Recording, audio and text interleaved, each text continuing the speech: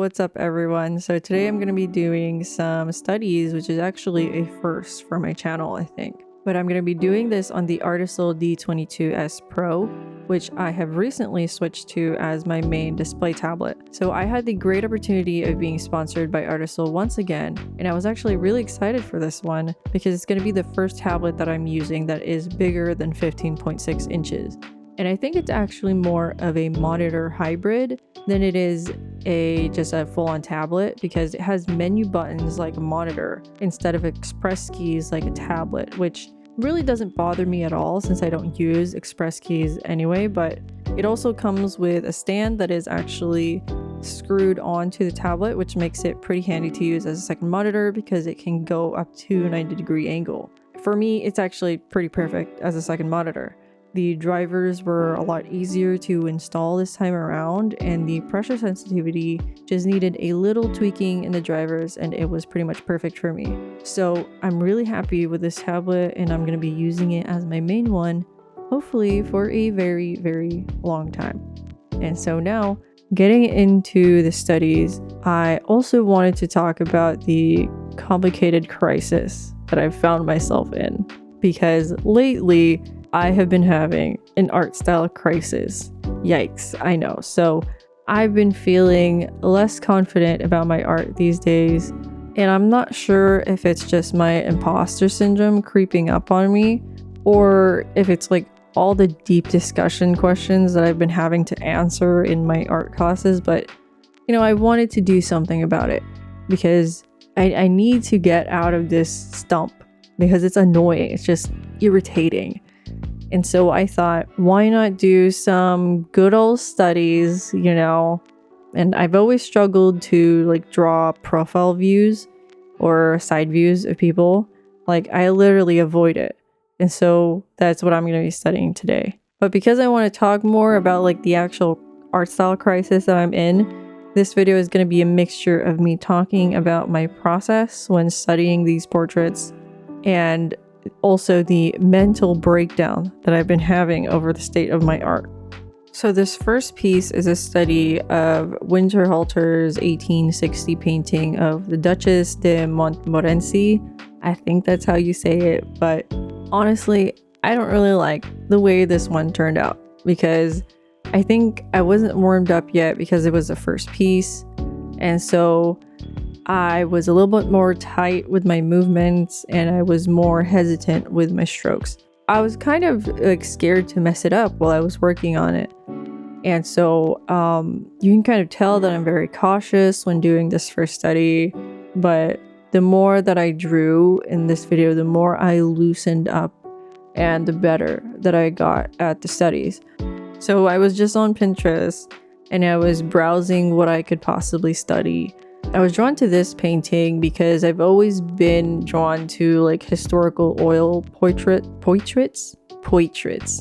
historical oil portraits, and so I chose this. And I kind of want to do more studies like this too eventually, where it's more focused on 19th century oil portraits, because I'm really interested in those and I want to try to recreate it in my style, possibly of my OCs, which sounds really fun. With this one, I think I definitely could have done a better job. And what I should have done at the end is actually revisited it after the last one that I did. But I was already pretty tired by then, and so I just stopped. But some of the things that I think I could have done better is getting the angle of the lips better, because it kind of ruined the angle of the face because it isn't really matching that of the reference. If you could see it, her lips are actually a little further back in her face and also her chin. Maybe I'll show some red lines that I drew over that so that you can see what I'm talking about. But basically, the main thing that I wanted to get out of doing these studies was to learn more about the rules of how profile views work, because it's something that I've always struggled with. And what I've found from this study is that I can actually draw them pretty well in a realistic manner, from observation, but that I'm unable to stylize them in a way that is consistent with my typical style. And now that I'm talking about my typical style, I wanted to quickly ask you as a viewer how you decided what kind of art you wanted to make, like what style you were drawn to. Because one way or another, we as artists are drawn to a certain type of style, right? Or genre of art. Like, for example, I am a character artist and designer. I am drawn to the genre of character art. And I am that way because I was playing video games back when I was younger, and I wanted to create these types of characters, and I wanted to create characters for video games. So that is why I went down the path that I did. So I love to know like what you all do and why you do it. Like, what do you draw and why do you draw it? Is it just because you like it? And I wonder, like, why do you think you ended up liking it, I guess? And I just want to know because I've been thinking about that so much lately. Currently, I'm in a class that is literally just discussions every week. And the readings that we have to do are mostly related to careers and work in the art world. And it really changes how I think about art. And that's usually like that type of deep stuff is usually stuff I don't like to dwell about because it ends up putting me in this like type of mental state where now I find myself overthinking about the future. And I'm a really bad overthinker. So what I've found is that I'm becoming insecure about my art style. And as much as I love it, sometimes I look at it and hate it. That's part of the reason why I'm doing these studies too, is to possibly find something different to implement into my style and hopefully renew my love and confidence for it. But I'm finding now that I'm stuck in a content creation loop. As an artist on social media, I have that itch to make content just so that I could avoid being irrelevant. It's definitely not healthy. Like the social media art culture has created like an urgency to make art so that you can post it and you can't ever be inactive or else the algorithm won't favor you. You'll lose engagement, you'll lose followers, and then you'll lose the audience that you have that has allowed you to make this your job. And lately, I've just been forcing myself to post more reels every week, even though it stresses me out so much. And recently, I've just sat down and asked myself, like, why are you posting so many reels? I say back to that, like, oh, so that I can get more engagement. Okay, why do I want more engagement? Reels don't make me earn money.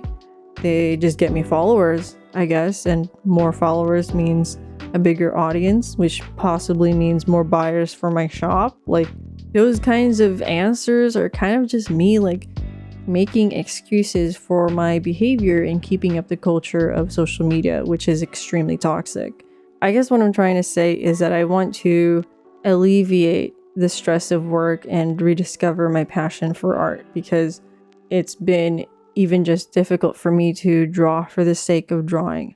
And I kind of view my drawings now as like videos, which is really bad. Like, okay, this one drawing will be one video, and then another will be another video. Then that one will be a third video. And that's just the way that I've been viewing things lately because of this cycle that I'm finding myself in. And so I'm just trying to kind of make myself calm down, like relax. But for some reason, it's just so difficult to do. I know some of the things that I want to do, that I want to draw, like my OCs. I love my OCs. I want to draw them more. For some reason, it's just really hard to actually do it. You've all heard me in other videos talk about all these things that I want to get into, that I'm interested in, like 3D modeling, maybe animating my OCs and stuff, right? But it's like the desire is there, but the motivation is lacking. It's just really hard to put into words, like exactly how I'm feeling.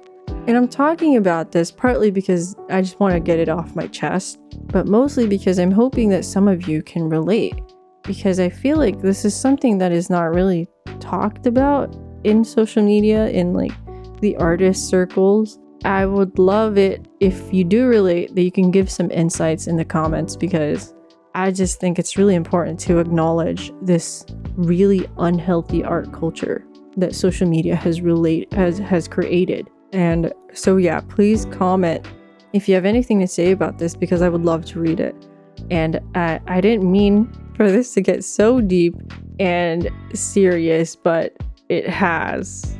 And now I must attempt to lighten the mood. So I think I've just completely talked over that first drawing, so I'm going to try to talk about this one a lot more. So this reference is by an Austrian painter named Eugene de Blas, called A Young Beauty from 1882. And what struck me with this one is those eyebrows and that nose, because I've never really drawn a woman who looks like this per se, with a nose like that and eyebrows like that, and with this type of likeness. And I really wanted to try to capture that in this study. If you remember from the beginning of this drawing, I actually started with the eyes, which is something that I never really do, because when I start with the eyes, it's difficult for me to kind of place everything else. Like, it's difficult for me to draw the head around the eye, and it's much easier for me to draw the eye inside of the head, like once the head is already drawn. And I wanted to challenge myself by drawing the eye first, and as you can see, I kind of struggled with the placement of the nose. Like, the nose is there, but it didn't look like the reference. Like, I elongate her face a little bit later on, and I think that's what did it. But I still think she doesn't look quite like the reference, but the likeness is still there a little bit. Like, I did end up changing the eyebrows too. It's all about getting those angles correct within the face. Like, I redid the nose because I noticed that shadow on her nose creates this like angled triangle. I will probably redline it once again so that you can see what I'm talking about.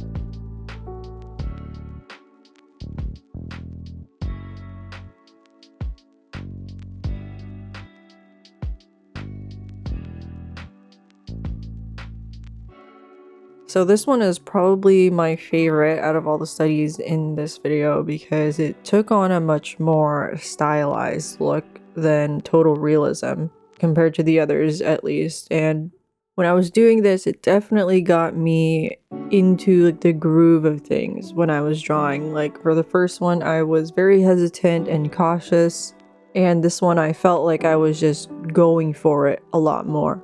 And I remember thinking, like, yes, like, this is looking good, like, I can do this, I did this, I'm kind of cool. And the nose was really fun to draw, because I don't normally draw long pointed noses like this. And I actually don't think I got the nose quite right. I think I missed like a small curve just before that nose bridge that really like accentuates the nose bridge, but it's not major. I remember a while back someone commented on one of my Twitter posts that I draw the same nose for every character.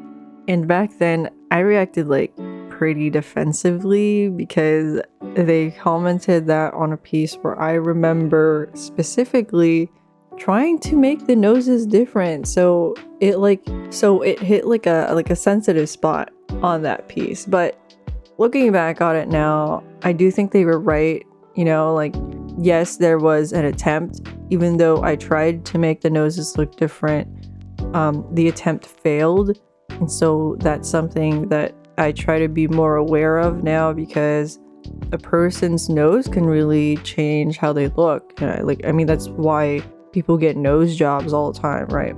And like, drawing different noses, that type of thing, is also something that I wanted to talk about, with being more diverse in specific features of the people that I draw, like outside of race, that is. Because my animation professor had told me when she looked at my portfolio that I needed to be more diverse. And I guess when people hear the word diverse, the first thing that comes to their mind is race, right? Or skin colors or whatever like that. And it's not necessarily like different types of body types, different noses, different heights. I do agree that that type of diversity is lacking in my art. That type of, what's the word? That type of variety is lacking in my work. And so my animation professor opened my eyes to this about my art, because it was something that I ignored for years, and I avoided thinking about it because I was like, oh, it's my art, I can do whatever I want with it. But I do think it's important to get yourself to be comfortable in learning these things and be aware, and acknowledge that this is something you're avoiding, and you should ask yourself, like, why are you avoiding it? What about all the people with big noses? It's kind of like that. So I want to draw different noses, different eyes, different lips. I want to try to combat same face syndrome by switching those things up every once in a while, because I do think it's important that, because I'm posting my art on social media, I want people to see themselves in my art. And I recently posted a work in progress reel of the chubbier OC that I said I've been working on. Some people in the comments were like, oh my god, she looks like me, or like, that's me, she's just like me. And it made me feel so happy for them, because they were seeing themselves in art, which is probably something that doesn't happen very often. Aside from like eyes and nose and lips, I really want to experiment with body types too, because there's so many different body types in the typical like skinny one that I draw. And so there's still plenty to learn and a lot to improve on. Ooh, so this third one I had a lot of fun with, because I was already like warmed up and ready to draw, and I confidently started with the eye instead of being a bit more hesitant like before. And this time around, I was a lot more aware of the angles and the relations between certain features, like how much space is between them, are they aligned with each other? And at certain points, you also see me go to the reference and hover over something. And I think next time I should do this thing where I start by tracing over the references and highlighting the most crucial angles and shapes before actually beginning to draw. Because understanding the angles and shapes is really what's like the most important about capturing someone's likeness. You know, like you figure out those shapes, and once you learn what makes a person look like themselves, you start to know which shapes and angles to keep and which ones to omit when stylizing.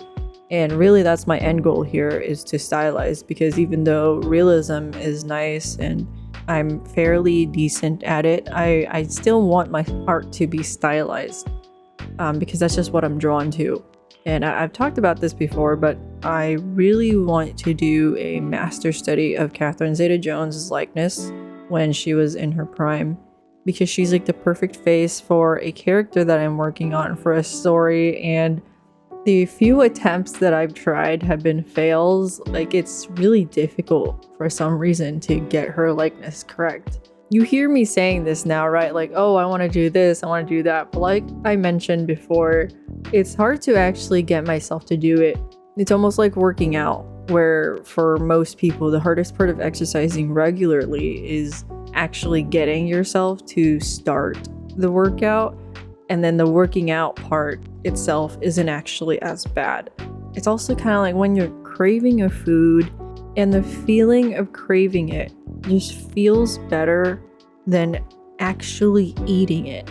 If that makes sense. I feel like none of that makes sense, but it's just a really difficult feeling to put into words. I'm hoping like someone out there in the comments can put it into words better than I can. So with this one, I think I actually struggled with the nose a little bit. Like, I think the nose looks good. It's just that it looks a little bit more pointed down than it does pointed up, like in the reference photo. And at times you see me like kind of trying to see where the ear is aligned with the eyes too, because there is that kind of like rule about faces where the top of the ear is aligned with the eyes, and then the bottom of the ear is aligned with the lips. But her head is like a little angled, so when I was trying to do that in the study, it was looking a little weird. And so I ended up lowering the ear a little bit. And I also just think that like my eyes are too high up compared to the reference, but that's just, you know, stuff that can be adjusted. And I'm adjusting the ear right here because the neck, you could see there's a lot of space between the neck and the ear. And when I first drew the neck, there wasn't that much space. But if I were to put that much space between the ear and the neck, then the neck would be too wide. And so I moved the ear. And it's just stuff like that. Like here, you could see me trying to fix that nose, making it look a little bit more pointed upward than it is downwards. I don't think I did a good job at fixing it. I think it just looks worse than before. But the funniest thing to draw about this was the hair, just like all those curls. And I knew that I wanted to shade this one, which is why there are some shapes laid down for the shadows on the face and the neck and all that stuff. And I wasn't sure if I wanted to include like the shoulder and the chest, because there is that like white strip of the spaghetti strap, and I was like, should I include that? And I don't think I ended up including it. I think I did it like a little bit and then I erased it.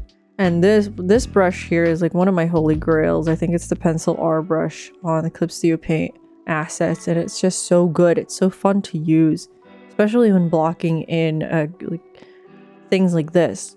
And with the curls here, I'm kind of just winging it.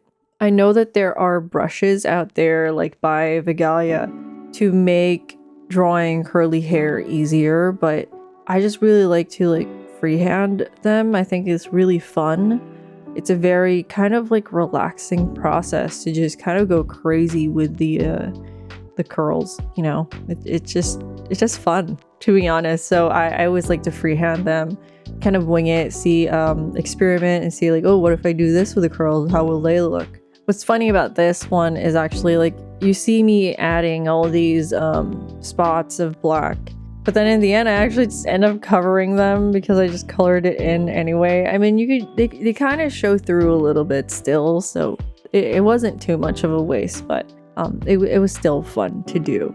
And for some reason, I drew this one like gigantic compared to the other two.